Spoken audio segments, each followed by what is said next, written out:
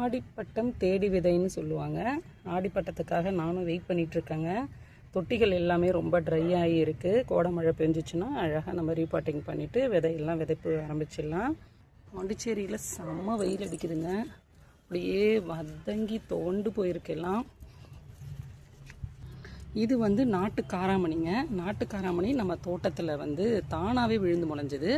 இது வந்து மாடியில் வந்து நம்ம காய வைக்கிறோம் இல்லைங்களா, கடைக்கு தேவையான பொருட்கள்லாம், அப்போ வந்து மிஸ் ஆகிறதுல நிறைய முளைச்சி வரும் அந்த மாதிரி. இது வந்து பார்த்திங்கன்னா நாட்டு காராமணி ரொம்ப பெருசாக இருக்காது. இப்போ இந்த மாதிரி காராமணி தான் உங்களுக்கு கிடைக்குது. இதுதான் நம்ம நாட்டு காராமணிங்க. இது சின்னதாக தான் இருக்கும். டேஸ்ட் அல்டிமேட்டாக இருக்குங்க. அப்புறம் இது வந்து பாசிப்பருப்பு செடிங்க. பருப்பு இதெல்லாம் கொஞ்சம் பறிச்சிட்டேன். டெய்லி மாடிக்கு வரும்போது சும்மா 2 காய் பறித்து சாப்பிடுவோம். பச்சையாக உரித்து சாப்பிடும்போது டேஸ்ட்டு ரொம்ப அருமையாகவே இருக்கும். இந்த காராமணி அப்படி தான், கொஞ்சம் முத்துச்சுன்னா பச்சையாகவே நம்ம சாப்பிட்லாம், ரொம்ப நல்லாயிருக்குங்க. பிரண்டை எவ்வளோ அழகாக வளர்ந்துருக்கு பாருங்கள். இன்னொரு விஷயங்க, பிஞ்சு பிரண்டை விட முத்தின பிரண்டையில் சத்துக்கள் கொஞ்சம் அதிகமாக இருக்கும்.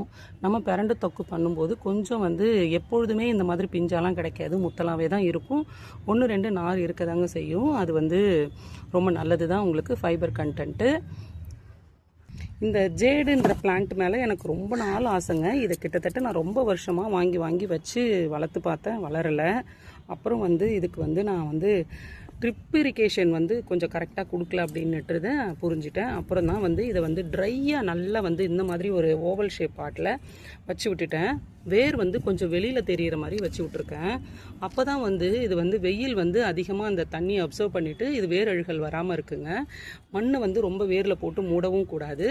இதை வந்து வெயில் நல்லா படணும். தண்ணி வந்து 2 நாளைக்கு ஒரு தடவை 3 நாளைக்கு ஒரு தடவை கொடுக்கலாம். இதுலேருந்து நான் கிட்டத்தட்ட ஒரு 20 கட்டிங்ஸ் போட்டு நான் வேறு ரீபாட்டிங் பண்ணிட்டேன். ரீபாட்டிங் பண்ணி நிறைய இடத்துல வீடு ஃபுல்லாக வச்சுருக்கேங்க. இது ஈஸியாக பண்ணலாம். ஆனால் ஒரு செடி 150 ரூபா நர்சரியில்ன்றாங்க. இந்த அளவுக்கு நீங்கள் கட் பண்ணி அழகாக வச்சிங்கனாலே சூப்பராக வந்துருங்க. இது என்கிட்ட இருக்கிற மல்லி வெரைட்டிஸ் ஒரு 7 வகை இருக்குங்க இப்போதைக்கு. இது வந்து பார்த்திங்கன்னா தாமரைப்பூ மாதிரி பூக்கிற இருவாச்சி மல்லிங்க. பூக்கள் பூத்து முடிஞ்சிருச்சு. இப்போ நெக்ஸ்ட் கட்டிங் பண்ணி விட்டுட்டு ப்ரூனிங் பண்ணி விட்டுருக்கேன். இது வந்து இருவாச்சியில் இது ஒரு ரகங்க, ஒற்றை எடுக்கு. இதுக்கு சீசனே கிடையாது. நம்ம சந்தனம் உள்ள மாதிரி எனி டைம் பூத்துட்ருக்கோம். வாசம் வந்து அவ்வளோ மைல்டாக இருக்கும். இது ரொம்ப ரொம்ப ரொம்ப ரொம்ப ரேரான செடிங்க. இது நிறைய வீடியோவில் சொல்லியிருப்பேன் இந்த செடி. அடுத்தது வந்து பார்த்திங்கன்னா முள்ளரும்பு. இதுவுமே பூத்து முடிச்சிடுச்சு. செகண்டு அந்த ப்ரூனிங் பண்ணி விட்டுருக்கேன்.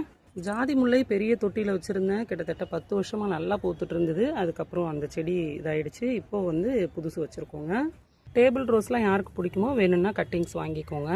இப்போதைக்கு என்கிட்ட செம்மையாக பூக்கிற பூ பார்த்திங்கன்னா இதுங்க. ஒரு பூ வந்து இப்போ ரோஸ் சைஸுக்கு இருக்குது. உங்களுக்கு வீடியோவில்